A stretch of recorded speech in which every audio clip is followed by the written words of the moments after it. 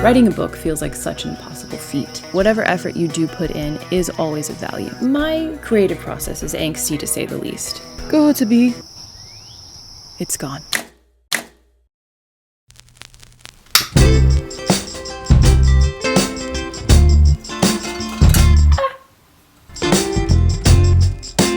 Hello. Hi, I'm Jessie. I write adult fantasy, I'm pursuing traditional publication, and I'm currently working on completing my second novel. I love consuming writing content here on authortube and podcast form wherever I can. Any space where writers are talking about their process, their routine, how they engage with their creativity, how they make it through the process of writing a book, because as we all know, it can be pretty lonely and overwhelming at times. I love consuming content about writing process from other writers. I love interrogating and watching my own process evolve. So for that reason, I thought the idea of having a vlog where I can keep track of the evolution of my process and just kind of bear witness to the unfolding of the writing of this specific book that I'm working on, but also my writing journey in general as I pursue traditional publication, and also to use the vlog as creating a space to connect to other writers who are on the same journey. So that's kind of the first reason. The second reason I really wanted to start a vlog about my writing journey is that writing a book feels like such an impossible feat. It just requires ridiculous amounts of belief in yourself that can often feel delusional. It's all in your head. It's bringing something that exists only in your own mind and trying to make it exist externally. And that can be madness-inducing. You have to believe in what only you can see. And I feel that the less of a community that you have around you doing the same thing, the more of a weight that is. That belief in yourself, constantly trying to create that space for something to exist that no one else sees. It just requires this tenacity in believing in the impossible, believing that writing that 1,000 words a day or however many words you write in a given day will lead to something, when it is so obviously not something yet. To sit down and write 1,000 words that you think you'll probably throw away, and to believe that somehow that commitment is getting you where you need to go is just one of the hardest things, for me at least. And in a way, making a sort of diary, a vlog about the process is like a vote of confidence. You're telling yourself, I believe in you. I believe that there is a book, even though it doesn't exist yet. Okay, let's talk about my current project. First, let's throw it back to the beginning of 2025. At the beginning of the year, I had my first ever writing retreat. I had just moved states away from my one IRL writing friend, so she came to visit me in January for a writing retreat. The vibes of the retreat were perfect, but the writing itself wasn't going that well. I spent most of the time feeling very, very stuck. So at this point, I'd been working on my book for about a year, but really struggling to center my writing with work and other things in my life, and really buckle down and make progress in the story. And I really wanted to change that this year.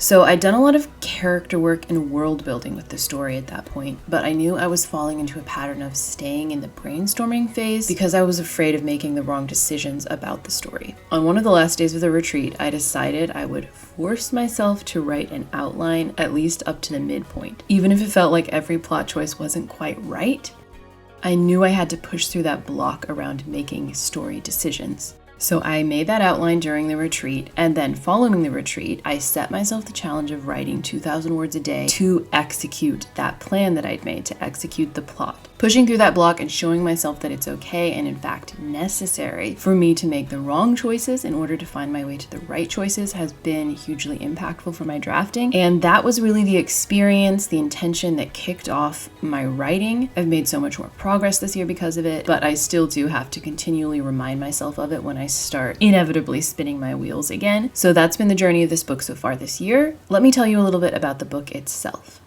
My current project, as I mentioned, it's my second novel that I've ever written. My first novel was young adult fantasy, but in the years since then, I've definitely evolved to only consuming and writing adult fantasy for the most part. So my second book is an adult fantasy novel that I am describing as medieval gothic, kind of about this twisted family in this twisted place and all the angst and difficult dynamics between family members as everyone tries to pursue their own individual desires and the way those conflict with each other, power struggles, generational wrongdoings, grudges, curses, and I am very obsessed with it. I love it to the extent that that makes the writing process more difficult because the vision I have is something I so badly don't want to let down in a way. I don't want to fail to fully bring that feeling and that vision to life, which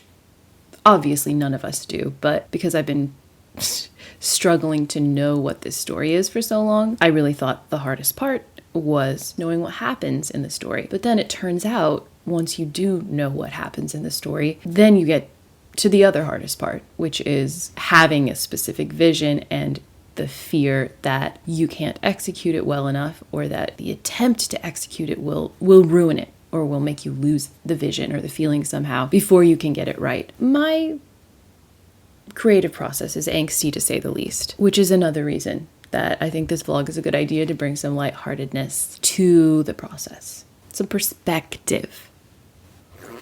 So let's talk about what I'm doing today. I'm still in the process of trying to complete a very messy first/0 draft of this project where I just get to the bottom of all the plot points. Like I figure out what happens. I operate in this frustrating liminal space between plotter and pantser, which I'm sure a lot of people do, but I need to have enough of a sense of the big picture that I feel like I've grasped the correct direction. So it's like I need both like a really big bird's eye view, but then in order to see any of the specifics, I actually have to try to execute on something. I actually have to write and discover in the writing itself. So there's a lot of going back and forth for me between the words on the page and then taking a step back and looking at the plot and the aesthetic, the feeling, just making sure I'm staying in touch with my big vision. And I think that's also why it's like I have to stay in touch with that vision in order to find my direction in the story and stay inspired. But because I'm so in touch with that vision as I'm writing, my dumpster fire of a word count goal for the day, the disparity just feels so disheartening that it can be easy to convince myself that something isn't working. I had a recent revelation that gave me a new perspective on my process, and I actually came to this through writing. In my current book, there's a character who has visions, and in describing her process of having visions, I realized I was describing something that felt very familiar to me, very embodied, and that made it click for me that that's what my writing process is like. I'm trying to see something and a story comes to me in these sort of disparate images and I don't know what they mean or how they connect. So it can be very frustrating. I'm trying to embrace that anything that gets me closer to seeing the story with more specificity, the setting or the characters, the plot with more specificity is progress, as opposed to only seeing progress as linear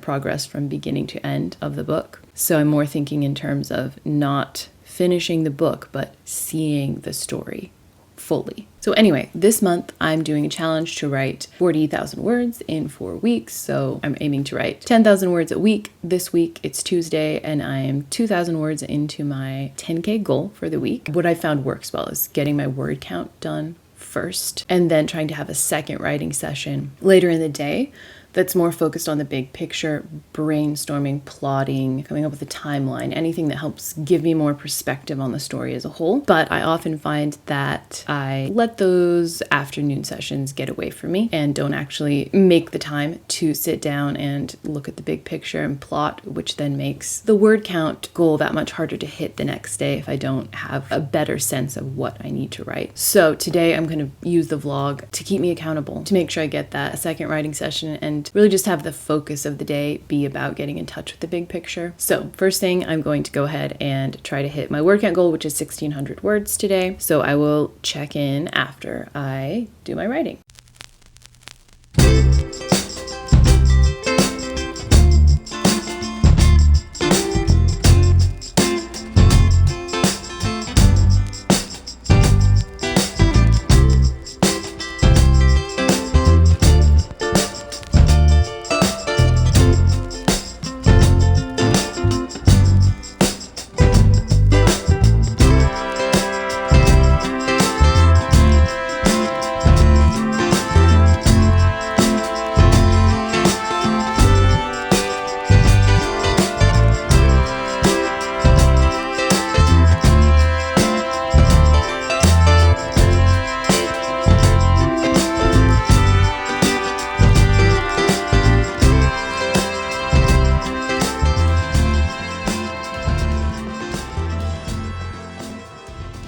Hello, welcome back. We're in the out of doors. I successfully got my word count of 1,600 words. And when I say 1,600 words, I mean 16 exactly, which is usually a sign that things aren't going that great. This week, getting my word count has been a little bit like pulling teeth because, as I mentioned earlier, I haven't really been doing a great job of making the time to do the outlining. So I don't know if anyone else experiences this or notices this in themselves, but I find that I tend to be a little avoidant of the story, kind of. Like, if I don't feel confident in the direction I'm taking the story, then I will sort of just write around the edges a little bit, write around the periphery of the story instead of diving into the messiness of the story itself, because doing that brings up a lot of perfectionism triggers, feeling like I don't know what to do plot-wise and that what I am doing is not good enough or is falling short. So that's just something I'm observing in myself. And I think it also coincides with an authentic lack of knowing how to get into the story. I have one character in particular that's giving me a lot of trouble in the sense that I know exactly what role she plays in the overall story, but it hasn't fully clicked for me who she is and where she's coming from. And I mean that both literally, both geographically, where she's coming from, and more figuratively from an emotional character arc perspective, what the exact circumstances of her origin are that are going to inform her arc. I know that the beginning of the story is this character coming to this gothic castle where all this crazy, dark, and twisted stuff is going on, where there are all these secrets, and she's going to be helping to unravel the secrets. But the specifics of how she arrives there and what she's bringing with her when she comes, what of her own personal baggage and history she's bringing, thought I saw something in the tree, is what I'm struggling with. So I'm struggling to find my way into her as a character, and then also struggling to find the way for her as a character to find her way into the story. And I really think once that clicks, for me, that is kind of the final piece of the whole that is still obscure and unknown. And when I do finally see it, I will essentially see the entirety of the story. All that to say, I did get my 1,600 words in. It was like pulling teeth. I did fall into the trap of sort of writing around the edges of the story as opposed to getting into it, which would probably be a more effective way to make progress. That being said, I think I may have discovered an interesting possibility for her character that I'll have to feel out a little bit more and see if I think it is the right direction. Whatever effort you do put in, regardless of if you feel like you're not doing your best work or not pushing yourself to tackle the hardest part, whatever effort you do put in is always of value. It will always get you closer. It will always get you closer to the end. Trusting that is essential to staying the course. Okay, so right now I'm going to sit outside here and try to do a little brainstorming and outlining. I have a notebook and a pen, of course. I'm going to do this longhand. So I usually do most of my brainstorming and outlining. Any of the big picture stuff, I tend to do that longhand so I can just go wherever I want, trail off, and it doesn't feel as concrete as typing. So I'm going to sit here, listen to the birds, which I'm sure you've been able to hear this whole time. If I even end up being able to use this audio, my apologies if I do use it and it's bad, and see what I can come up with for my outline, timeline, plot. I'll do a Pomodoro, 25 minutes, and then I'll check back in and let you know how it went. So wish me luck.